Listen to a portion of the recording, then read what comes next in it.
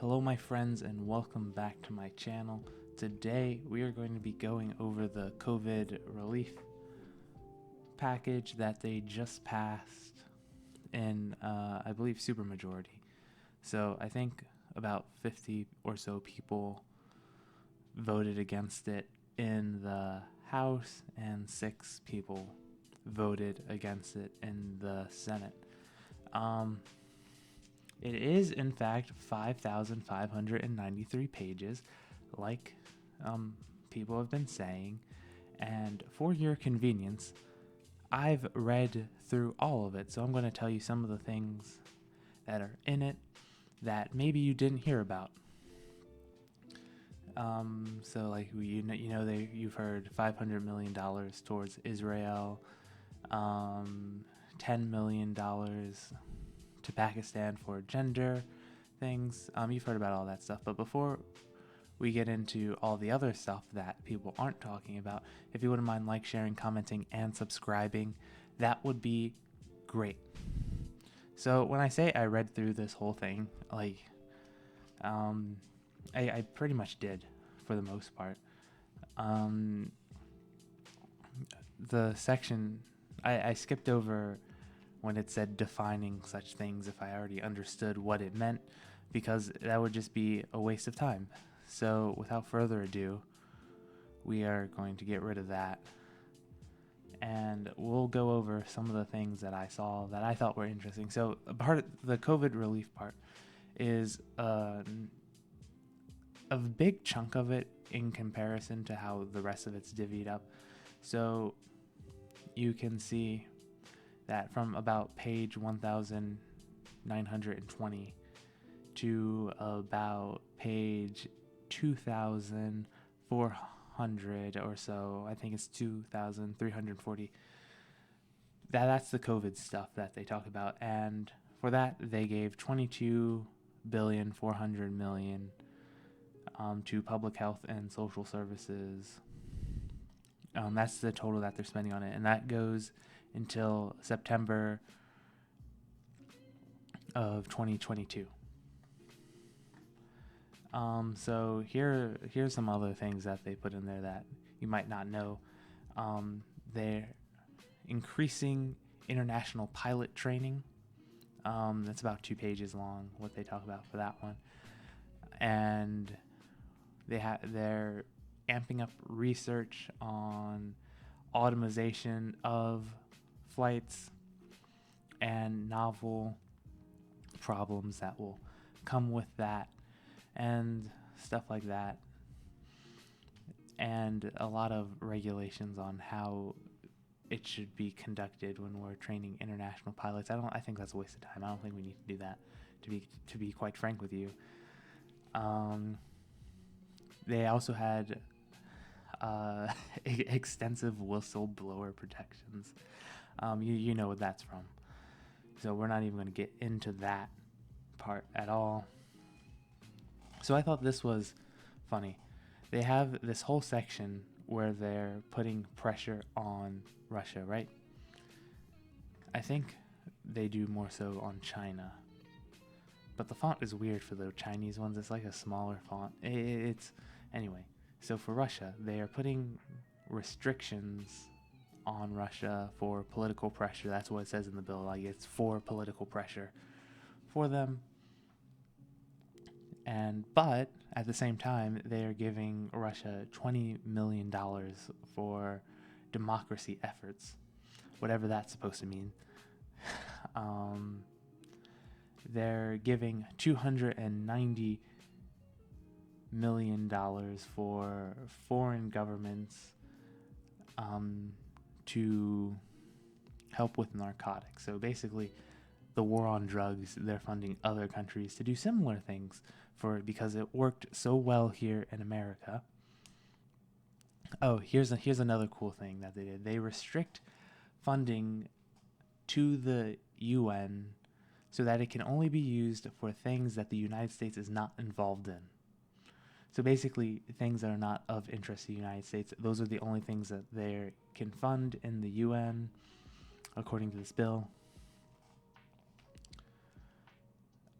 So This was a really scary thing that they've done.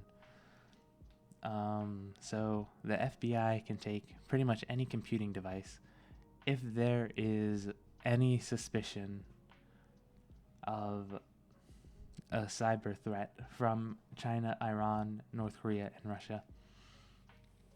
I thought they could already do that under the Patriots Act.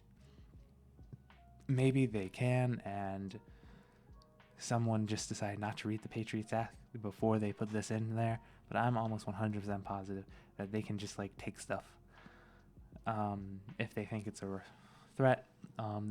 Speaking of that, they've upped the ante on security reports for China and Russia specifically, keeping a close eye on Taiwan and the South China Sea, make sure there's no funny business going down over there. Of course, basically abandoned, I think it was the Philippines in the South China Sea because they both agreed to like leave. I think it was the Philippines, some army or navy, and the Chinese Navy decided to leave, and then that other country did, and the Chinese stayed, and then Obama did nothing about it, and it kind of sent like a message that we will not help you, pretty much. But they've done something with that.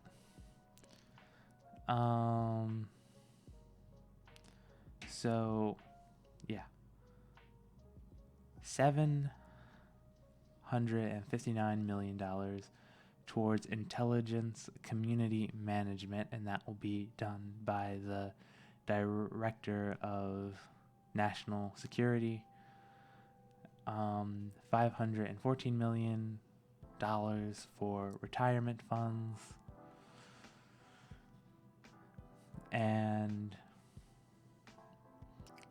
Georgia, like the country of Georgia, will receive no less than $132,025,000. The Ukraine will receive no less than $553 million. Colombia, no less than $561,375,000. Central America, so Belize, Costa Rica, El Salvador, Guatemala, Honduras, Nicaragua, Panama will receive $505,925,000 altogether. Pakistan will receive no less than $15 million, and of course, $10 million of that is for gender studies.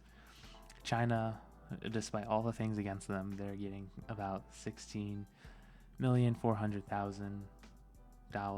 Laos is getting $80,930,000.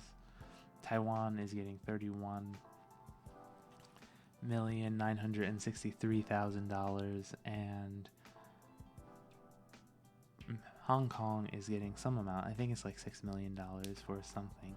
Like, that money is not just going to go straight to the CCP, which, is how they run things down there. And if we are quote unquote against them, why are we giving them all this cash?